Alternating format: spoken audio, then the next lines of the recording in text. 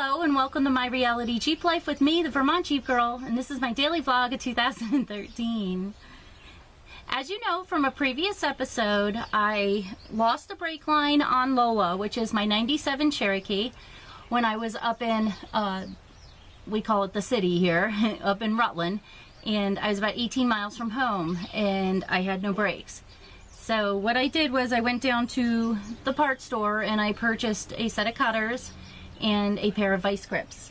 And what I did was I cut the broken line off, rolled it up, clamped it off, and then refilled my master here with some brake fluid and drove home very carefully. I made it home safe and sound. That was good.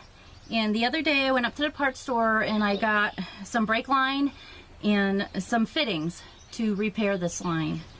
And when I found out about this line, is the fitting that goes down into this ABS system here is actually a metric thread, is a metric nut, and yet the brake line itself is 3/16. So took a little finagling, but we got her together, and I'm proud to say that Lola is now back on the road. Yay! So that's about all I did today. And yes, this is in between raindrops because I don't know why, but for the past 10 days, it has done nothing but rain.